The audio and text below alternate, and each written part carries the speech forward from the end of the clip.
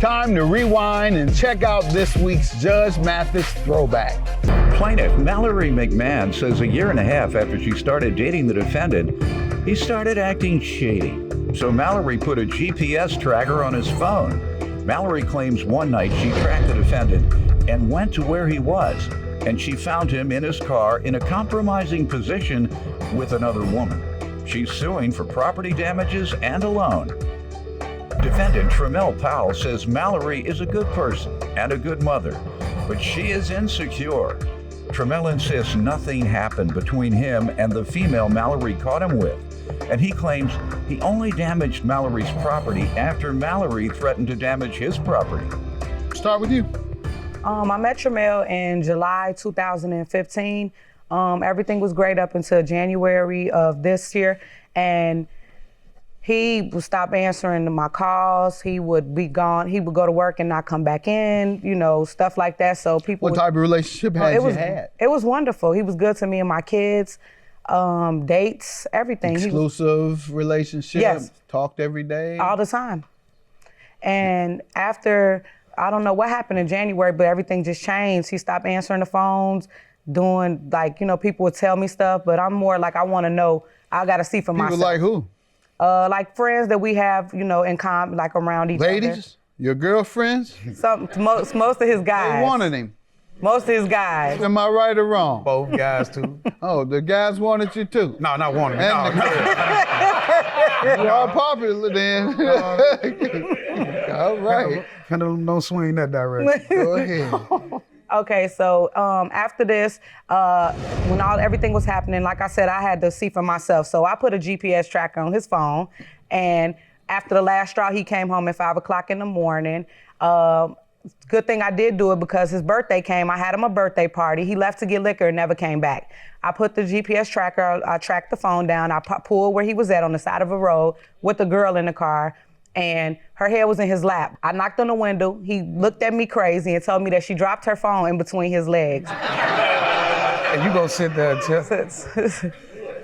I can wait too much. What'd you do? We started arguing, and I told him that I didn't want to be with him anymore. I was more upset because I'm bisexual. I like girls. We could have brought her home together. What's make her so special to go have to sneak and do it? You want to give him some background? Yeah, pretty much what she said. When I met her, she basically approached me like the confidence pretty. She was confident because she approached me. You know, I haven't, but I usually in the park, Douglas Park. It was like that neighborhood, in my neighborhood where I'm from, we have parties in the park, and it's during the summer. It was one of those summer parties. In Chicago, Douglas Park? West Side, yeah. He came, approached me, but I like Said what? Yeah, that's too graphic for TV, but what she said. What? I'm gonna give you the first sentence. The PG-13. Hey, baby, you, No, the first sentence was, I heard you got a look. And you know me, I can't take a hit without giving the hit back. It was like, yeah, did they tell y'all not to use it? And so the conversation started from there and went from there, and it was like, after a few months, we cool, moved in together, you know. Okay, and how did the relationship go? Like she said, everything was good. Good woman, good mother, all around good person, but insecurities about relationships. Did you ever suspect her cheating, perhaps with other women? No, I Okay. Can't say that I did. Maybe she dropped her phone.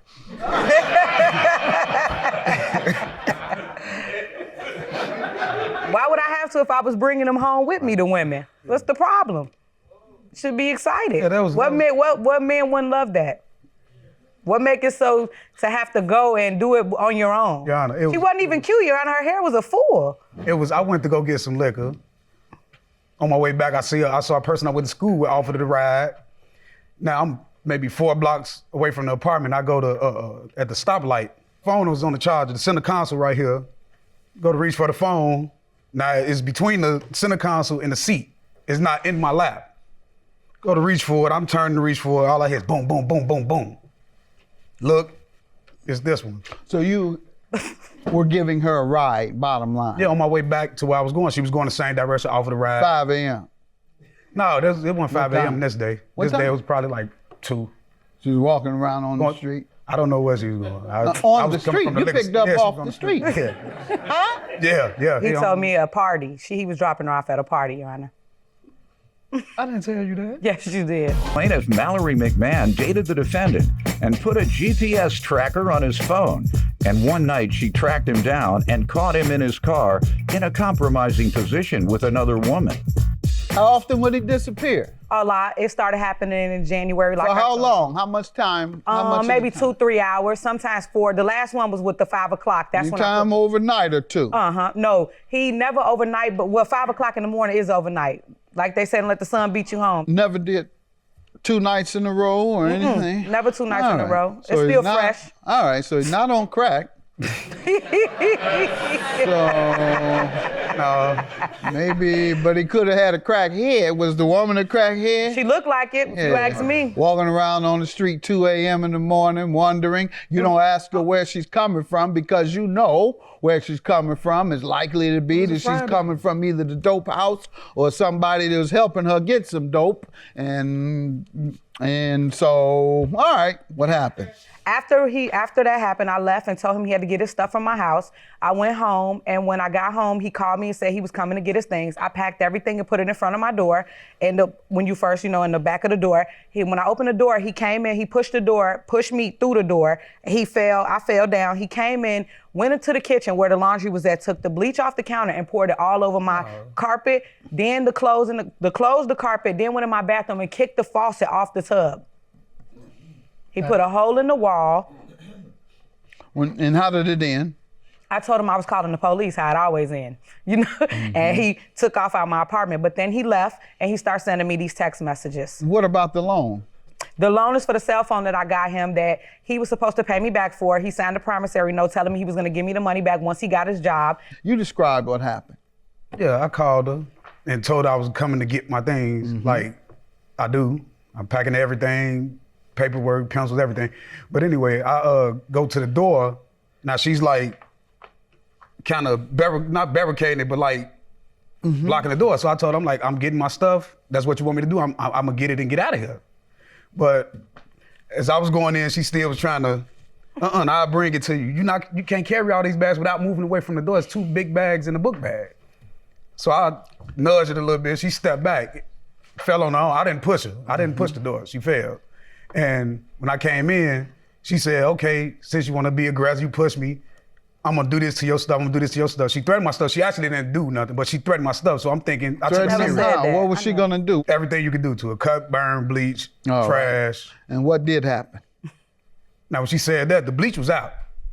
Because I guess it cleaned early. I mean, we cleaned earlier. It was still sitting in the kitchen. So you had helped clean. Yeah, we cleaned earlier because it was my with birthday bleach. for guests to come over. Yeah, All we cleaned right. the kitchen floor and the And you bathroom. left the bleach there after cleaning. No, I helped her. She actually I had washed bleach. clothes. He didn't clean. She threatened my stuff and had it near her. So I grabbed the bleach and I go to making false threats back, For what? waving about damaging her stuff. She says I take care of my clothing, so I like my clothes.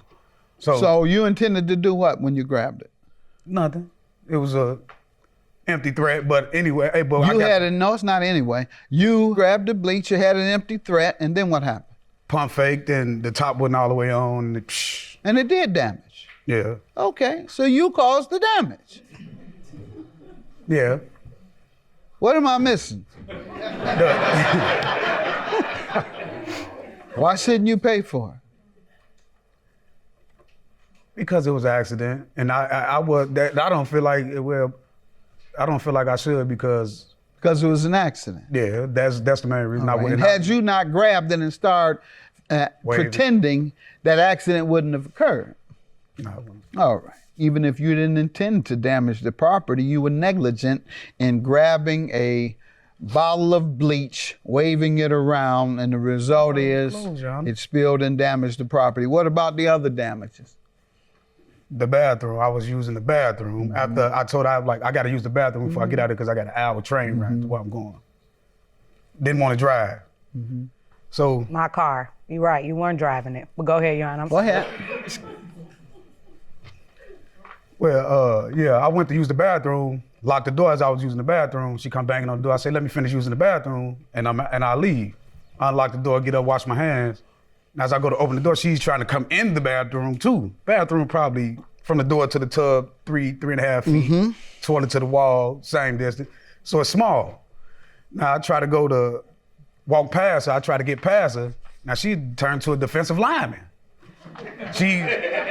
No, I'm not. So as I was trying to get past, she trying to stop me from getting past and go to reaching for me. As she was reaching for me, inebriated mind thinking, I try to get past her, spin move, man down, nothing to catch, shower curtain, tub. Spout, knock the spout. What's happening? You coming here acting like you were such a player. She hit on me. If you were such a player, she'd have said, well, no, you know, baby, you did me wrong.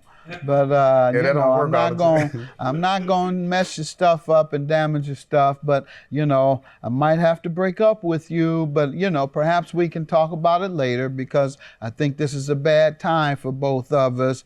And you said, okay, baby, that's how we handle it. That's how you should handle things. You don't know this. You don't know this woman. You don't know the game. You keep talking about she approached you and this and that and the other. You don't even know how to take advantage of the fun she offers. Go ahead. I'm sorry. I'm sorry.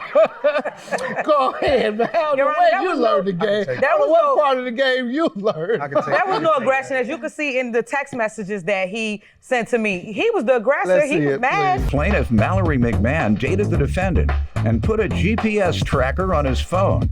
And one night she tracked him down and caught him in his car in a compromising position with another woman. Did she loan you money and did you repay it? No, it was the phone. The iPhone. Do you think you should pay for that? Oh. Play games, B. When I come, I'm coming. Then you say, your kid saved you. I promise. All right, so you were threatening her. $4,900 is your judgment, ma'am, for the damages and the phone that he failed to reimburse you for. Have a good day. Thank you. I got no problem with it. She's still cool with me. You know, whatever happens. We can be friends or get back into it or whatever, get back into a relationship. No, I'm okay. I'm fine with it. I just want to stay far away. That's it. He's a good person. Not for me. I'm just done with it. We recently spoke with plaintiff Mallory McMahon, who told us that she and the defendant, Tremel Powell, never reconciled after their case was heard, and they no longer speak. Mallory also told us that she's currently engaged to be married in May of 2022 to the love of her life. We tried reaching out to Tremel, but were unable to reach him. So Tremel, if you're watching, please give us a call.